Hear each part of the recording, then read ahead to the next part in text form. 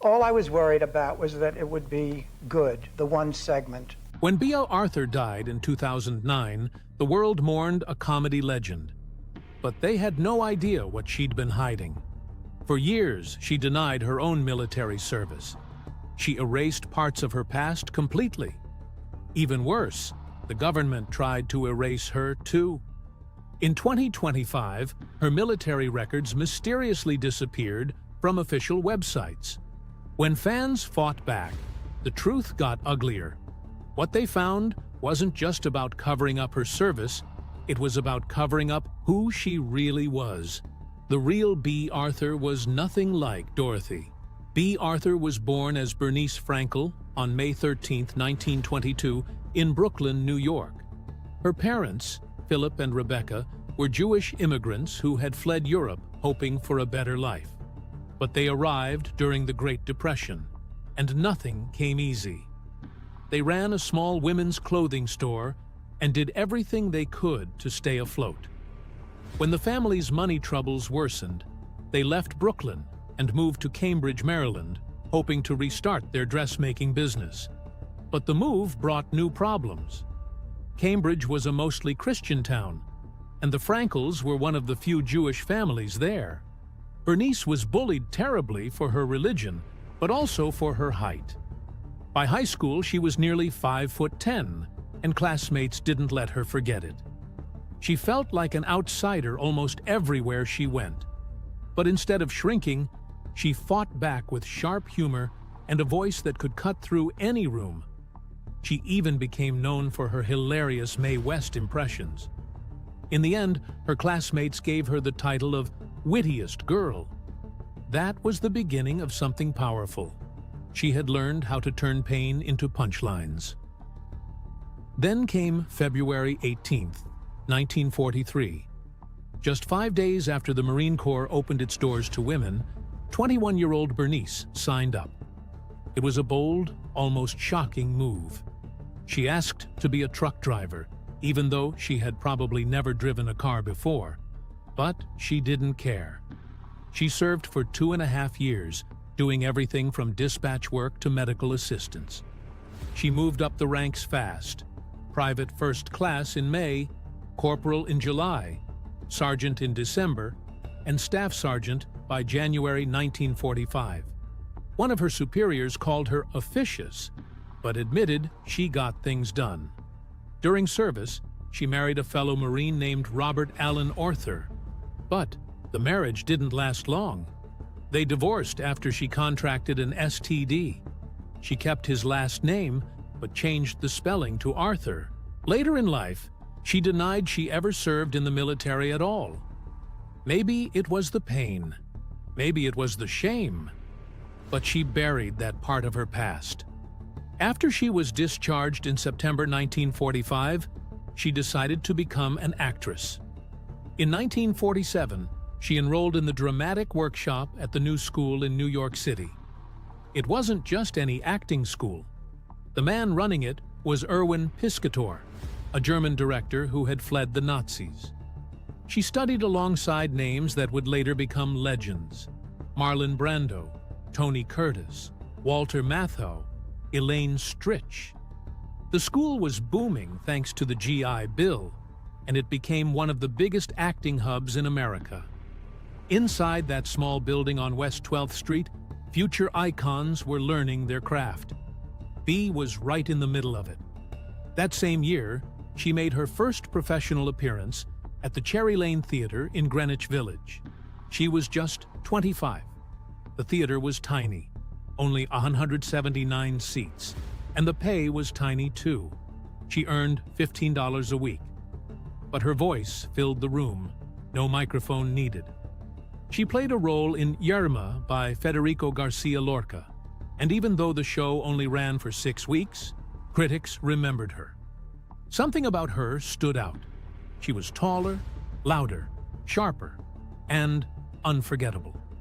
In March 1954, everything changed. Bea played Lucy Brown in the Threepenny Opera at the Théâtre de Lys. It started as a short run, but audiences couldn't get enough. The show came back just a year later, and ended up running for over 2,600 performances, 6 years straight. That made it the longest-running off-Broadway show at the time.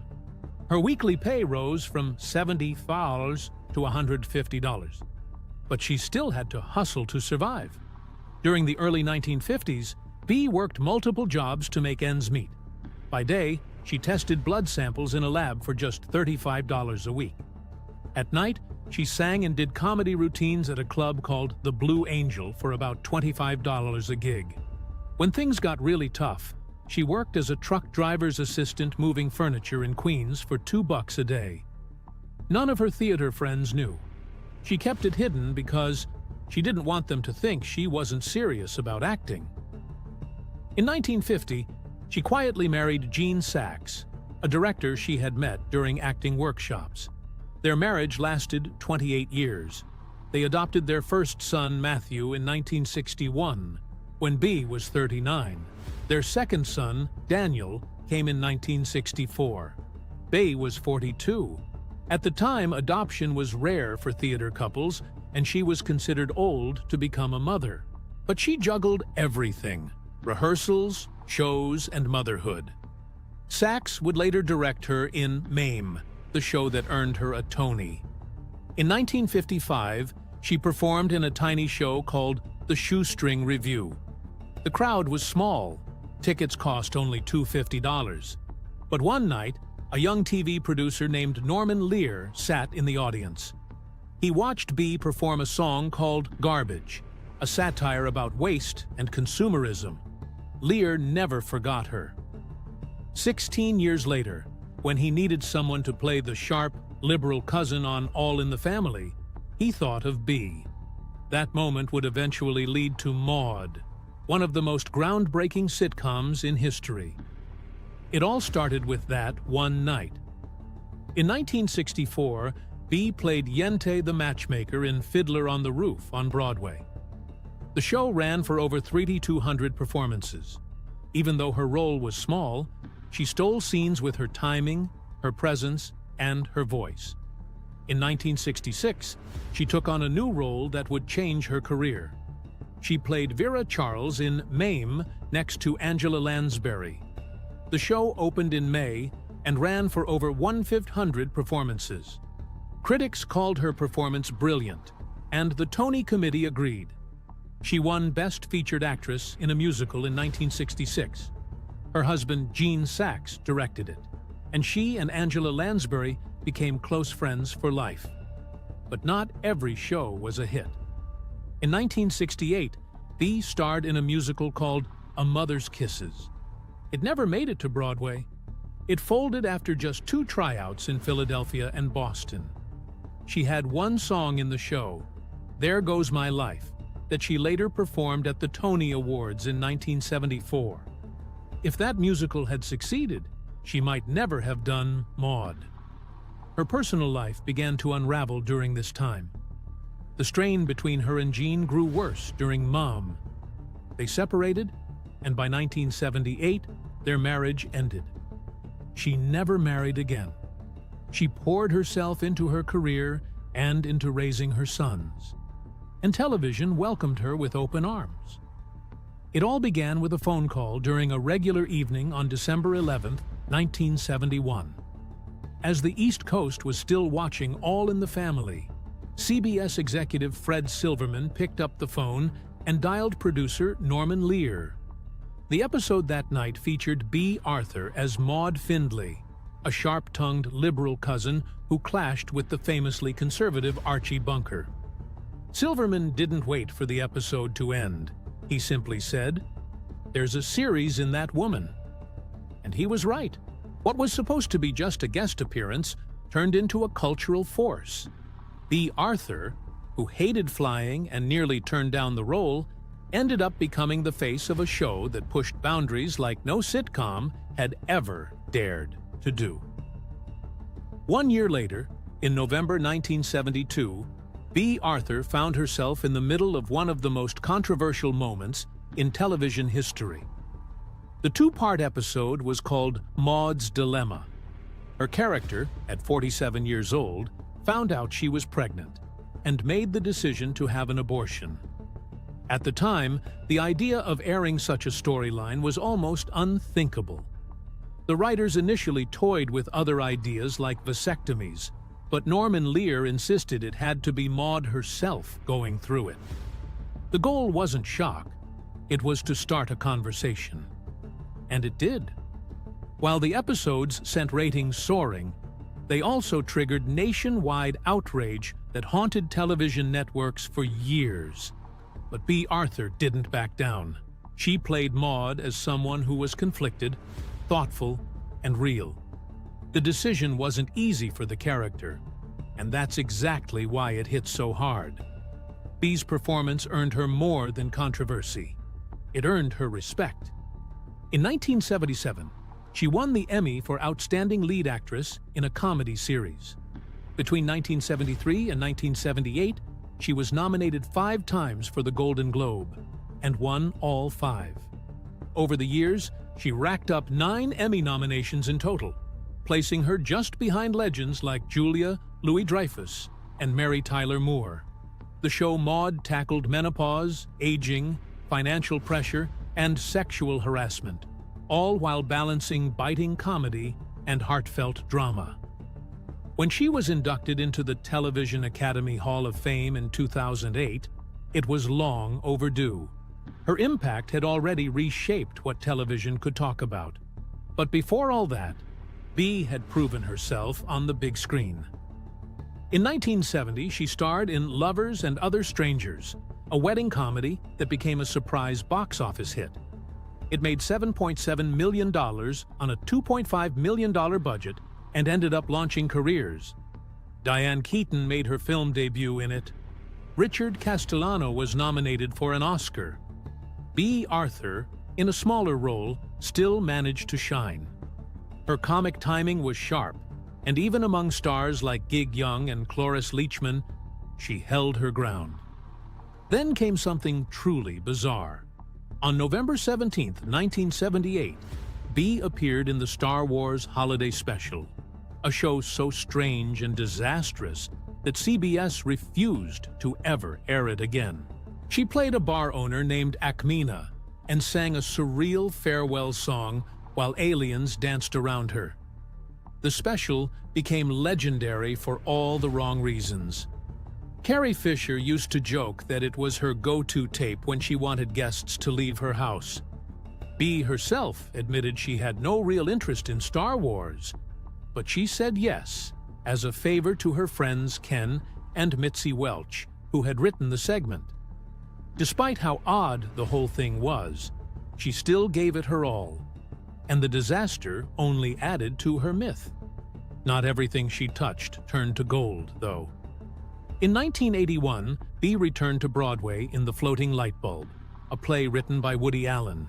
It was personal, quiet, and ultimately a flop. The production closed after just 62 performances. Critics were underwhelmed, calling it forgettable. Even with Bea's strong presence, the story just didn't land. 2 years later, she tried again with a new sitcom called Amanda's. It was a remake of Fawlty Towers, but with all the clever parts removed. The creators had erased the character of Basil entirely and shoved all the lines onto Bea. The show was canceled after only a few months. She later said she was disappointed by the whole thing. But as it turned out, this flop was a blessing. It made room for something legendary. On September 14, 1985, The Golden Girls premiered, and everything changed again. Bea played Dorothy Zbornak, a strong, sarcastic woman with a tender heart buried under her deadpan delivery. The show ran for 7 seasons and became one of the most beloved sitcoms of all time. It ranked in Nielsen's top 10 almost every year and finished with 180 episodes. In 1988, Bea won another Emmy for her role, making The Golden Girls one of only 4 sitcoms where every lead actress won the award. When the show ended in 1992 with Dorothy's wedding to Lucas, played by Leslie Nielsen, millions tuned in. It was the perfect ending to a perfect run. but the decision to leave was hers. Bea felt the show's quality was slipping. She was nearly 70 and tired of the jokes about Dorothy being big and unattractive. Those jokes had started to wear her down. She refused to join the spin-off The Golden Palace, and instead chose to bow out with grace. Long before she became a TV legend, Bea had already been shaping her own path. Back in 1944, while serving in the Marines, she married Robert Allen Arthur. The marriage lasted only 3 years, but the name stuck. She kept it, changed the spelling, and turned it into her stage identity. After divorcing Robert, she married director Gene Saks in 1950, just as her career was taking off. Their marriage lasted decades, and in the early 60s, they adopted 2 sons, Matthew in 1961 and Daniel in 1964. Bea was careful about family. She didn't parade her kids in front of the cameras, even while starring in shows that pushed every social boundary. Her son Matthew later said that no matter how busy she was, she always made time for dinner at home. Later in life, Bea made a personal decision that didn't go as planned. She got a facelift, hoping to refresh her appearance, but the results left her bruised and swollen. Most people would have gone into hiding. Bea didn't. Not long after the surgery, she got a call to appear at a political fundraiser for the No on 6 campaign, which fought against anti-gay legislation in California. Even with her face still healing, she showed up. She wore bandages, bruises, and all. When asked why, she said the cause was more important than what she looked like. That moment said more about her than any award ever could. She was a fighter, a woman of principle, and someone who never let vanity get in the way of doing what was right. In February 2002, Bea Arthur walked barefoot onto the stage of the Booth Theater in New York, stood next to a piano, sat on a chair, and quietly began telling stories. She was 78. The show was called Just Between Friends, and for 65 performances, she made the audience laugh, remember, and reflect. There were no big lights or dancers, just Bea, her pianist Billy Goldenberg, and a voice that somehow felt like both thunder and velvet. Before Broadway, she had taken this show to 26 cities across the country.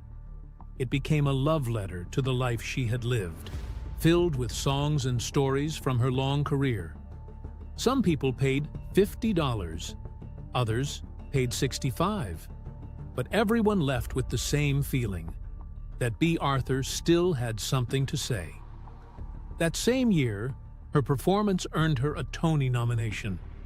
A live recording from a 2001 show in West Palm Beach was released soon after, capturing a final moment of magic. Behind the stage lights and applause, Bea had started using her fame for more than storytelling.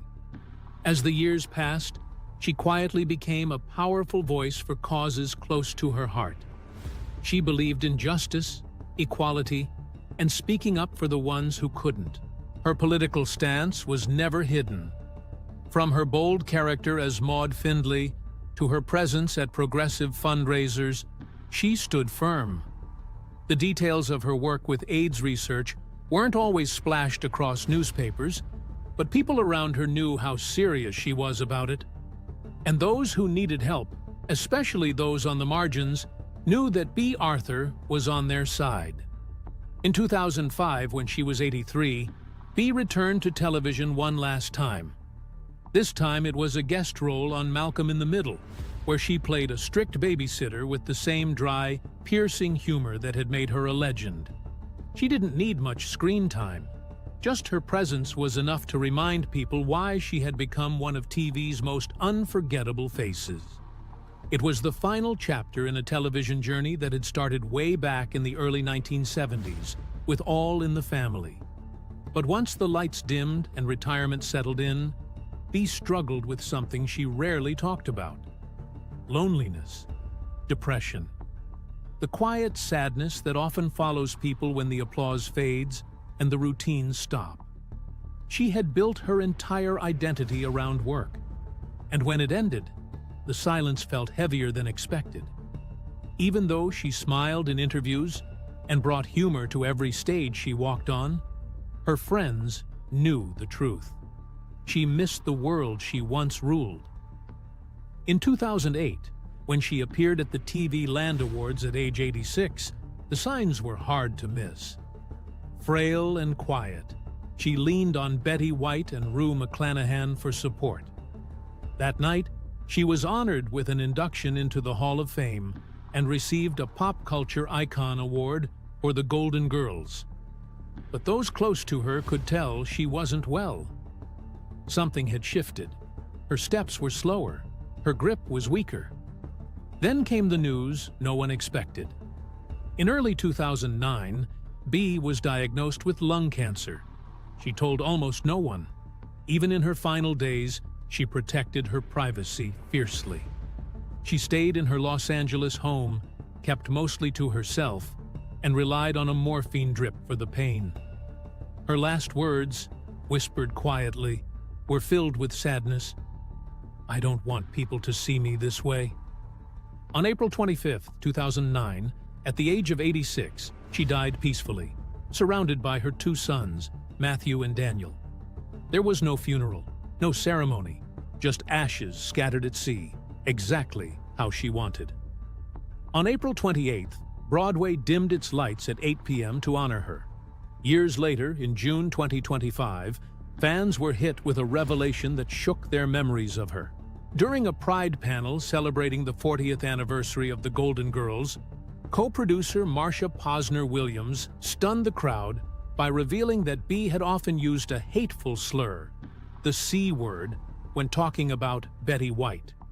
She didn't just say it once, she said it over the phone.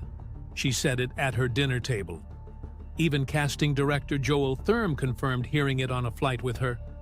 It wasn't just professional tension, it was something sharper, something personal. The clash went far beyond words. Williams explained that Bea came from the theater, trained to respect scripts and timing, while Betty White came from live television, often breaking character to engage the audience. Bea couldn't stand that. She didn't see it as acting, she saw it as disrespect. According to Williams, Bea once joked, those two couldn't warm up to each other if they were cremated together. Her own son, Matthew Sachs, later admitted that his mother seemed to enjoy having someone to be angry at. And Betty, with her endless optimism, was the perfect target. Even Betty herself said in 2011 that Bea probably saw her as a pain in the neck. This tension led to the show's premature end in 1992. The Golden Girls was still a hit, still winning awards, still loved by over 20 million viewers every week. But when NBC asked the cast to renew their contracts, Bea flatly refused. "No in way," she told the producers. Everyone else had agreed to keep going. Rue, Estelle, and Betty were ready for more. But Bea walked away, and just like that, one of the greatest sitcoms in TV history was over. It wasn't burnout, it wasn't money, it was Betty White. Still, in their final years, something seemed to soften. Script supervisor Isabel O'Mero remembered the two women walking arm in arm after tapings. They may not have been close friends, but they worked like professionals. And when Bea passed in 2009, Betty White's words were filled with grace. "How lucky I was to know her." Maybe it was reconciliation, maybe it was just respect. But either way, the show had remained untouched by the feud. That illusion shattered in 2025 when the details became public. Fans were split. Some wished the truth had never come out. Others felt they finally understood the tension they'd always sensed.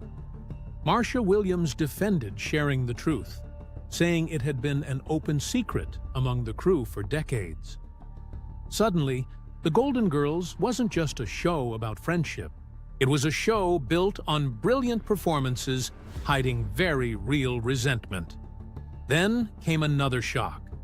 In March 2025, Bea Arthur's military service record, once proudly displayed on the Department of Defense website, vanished. It wasn't a glitch. It was part of a broader purge of diversity and inclusion records. Bea had enlisted as Bernice Frankel on February 18, 1943, just 5 days after women were allowed to join the Marines. She worked as a typist in Washington, D.C., trained as a truck driver, and rose to the rank of staff sergeant before being honorably discharged in September 1945. For a long time, that page told the world what she had done. Then, it disappeared. Within days, outrage flooded social media. The deletion gathered over 900,000 views. Finally, on March 25th, the DoD quietly put the page back online, hoping no one would notice. But Bea's legacy couldn't be erased. Not by politics, not by time. Her will revealed a heart that had never stopped giving. She left $300,000 to the Ali Forney Center, the country's largest shelter for homeless LGBTQ+ youth. That money kept the organization alive through the 2008 recession and funded the opening of the Bea Arthur residence in February 2017. She also gave $25,000 to the AIDS Services Foundation of Orange County. Even after death, she was helping others. Co-founder Ken Gilson put it simply, "After all these years, she's still doing wonderful things." Bea Arthur wasn't just Maude. She wasn't just Dorothy. She wasn't just the woman who made us laugh. She was a complicated, passionate, deeply private person who loved hard, held grudges longer than most, and fought for the things she believed in until the very end. Behind the glare of the spotlight was a woman who never stopped trying to make the world a little better, even if it meant doing it barefoot on a stage or silently from behind closed doors.